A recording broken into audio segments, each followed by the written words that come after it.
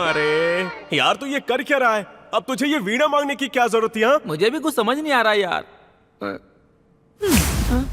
ध्यान से सोचो, ये वीणा भी तुम्हारे लिए खास है, इसकी वजह ढूंढो।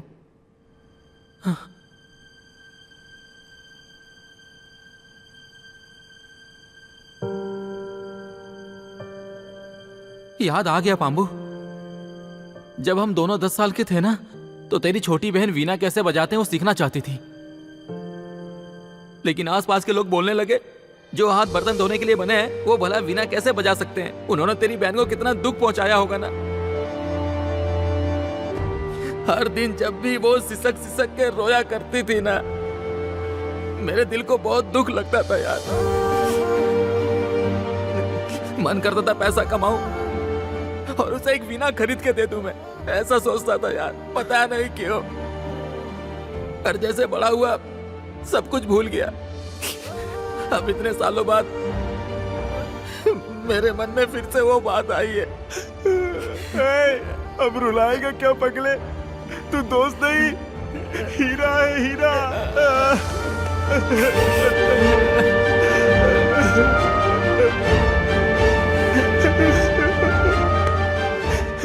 मैं जानता हूँ कि मैंने इस बार गड़बड़ की है, लेकिन इनसे कहिए कि मुझे जलाए ना।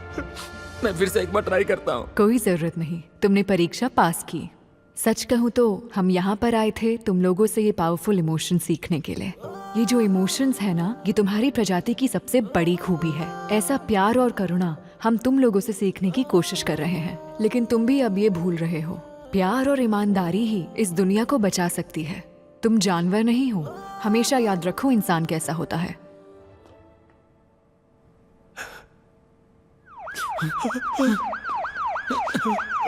अरे यहाँ पुलिस कैसे आ गई? हमें 2 बोतल दे दीजिए, हम चले जाएंगे अभी।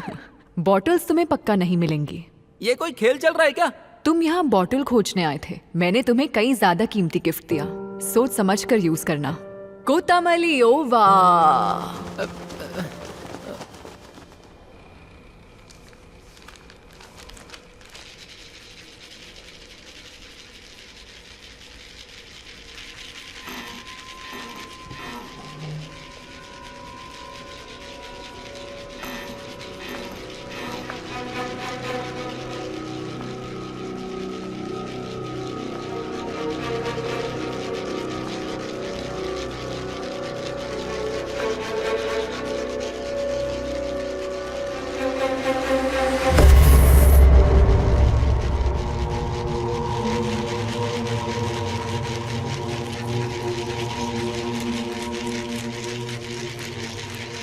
अब ये मत कहना कि तुम सब एलियंस हो। सही पहचाना, हमारे लिए तुम एलियंस हो, तुम्हारे लिए हम एलियंस हैं।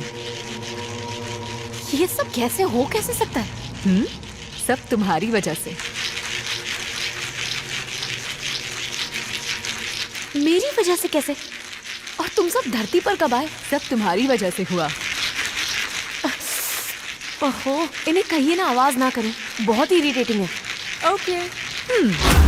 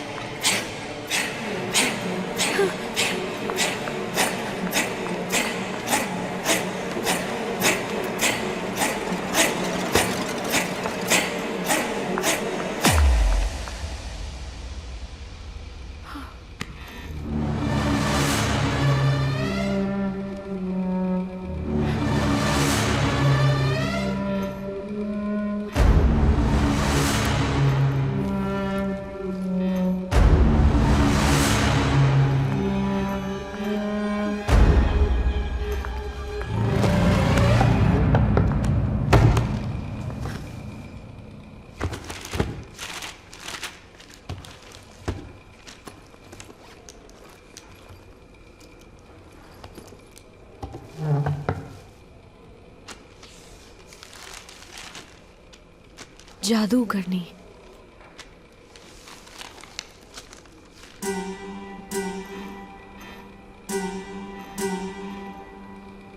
मेरा राजा बेटा, मेरी आँखों का तारा,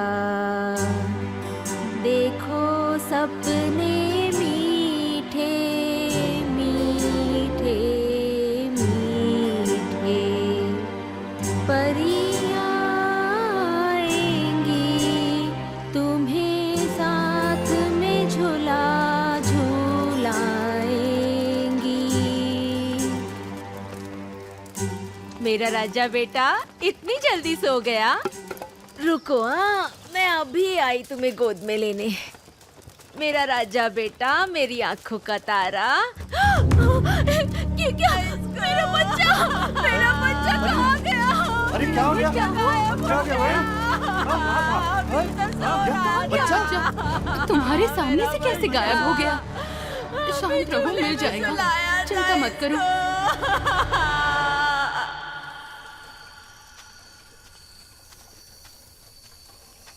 कंधा,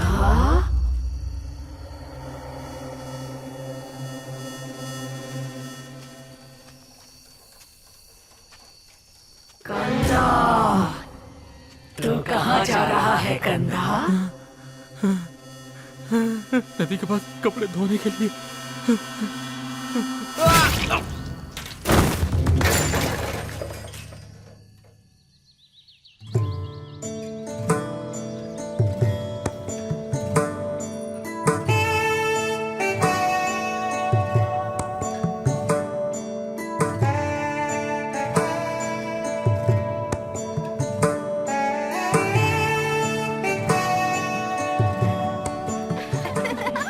चलो जल्दी छुप जाओ। लुक्का छुपी खेले, जंगल में जुगनू खेले, पानी में मछली खेले, रेत में बिच्छू खेले, सब मिलकर एक साथ खेले, तभी तो पड़ गए झमेले। पकड़ लिया। उमायाल बाबू तो खेल हार गई। आज तुम्हें घर के सारे कामों में हाथ बटाना पड़ेगा। हे! देखो ना चाचा है माँ। क्या बात है भैया? भाभी, भैया ने आपके लिए खत भेजा है। लाओ।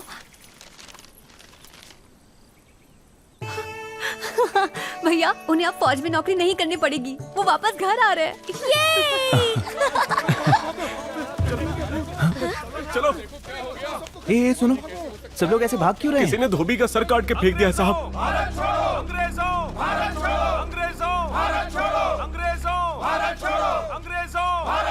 ब्रिटिश राज मुर्दाबाद। अरे देखो तो कैसे हो गया। इस शैतान के डर से तो घर से बाहर भी नहीं जा पाएंगे हम लोग। अरे यार, वो हमारे गांव में किसी को चैन से सांस भी नहीं लेने देगी। ये कब हुआ और कौन है ये? हाँ? ये हमारा धोबी था मालिक। इस गांव में ये छठी हत्या है और सभी लाशों के सिर काटे गए हैं। कुछ तो गड़बड़ है। सिर्फ खून ही नहीं हो रहा है मुखिया जी, इस गांव के 8 बच्चे भी गायब हुए हैं। अब पानी सर से ऊपर जा चुका है, छानबीन करने के लिए पुलिस को बुलाना ही पड़ेगा। क्या बात है अरुण राव, अब गांव में पुलिस आएगी? हाँ? आज तक हमने पुलिस वाले को गांव में आने दिया है क्या? सारे लोग डरे हुए हैं, इसलिए मुझे लगता है कि पुलिस ही ये गुत्थी सुलझा पाएगी। अरुण राव, कोई भी फैसला लेने के लिए तुम अभी बहुत छोटे हो। आज अगर यहाँ तुम्हारा भाई होता तो तुम्हारी तरह मेरे सामने जबान नहीं चलाता, समझ गए? हमारे परिवार ने पीढ़ी दर पीढ़ी इस गांव की रक्षा की है। ये फालतू सलाह अपने पास रखो वरना जबान खींच लेंगे। मालिक, क्या है? एक बार मालिक की भी बात सुन लेते हैं। बको। मालिक, हमेशा की तरह मैं और मेरी पत्नी पूरा दिन मेहनत करने के बाद रात को चैन से सो रहे थे। तभी अचानक आधी रात की बात है, हमने एक अजीब सी आवाज सुनी।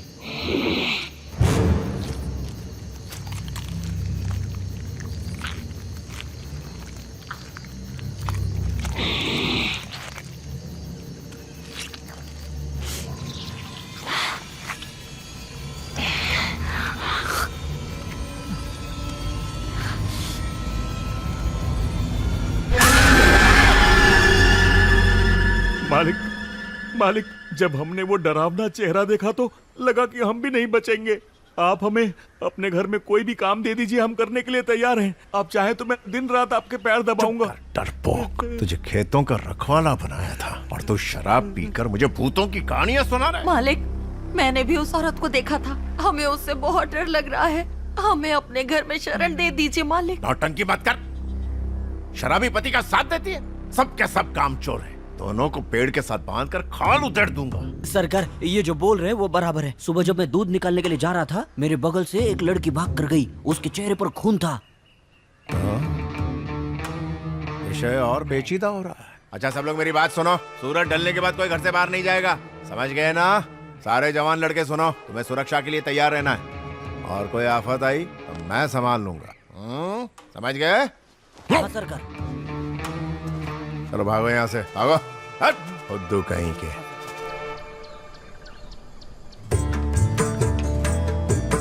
क्या बात है, पति वापस आ रहा है तो हम सबको पेट भर के खाना खिला रही है। सही कहा, इसके गालों की लाली तो देखो, गुलाब की तरह खिल गई है।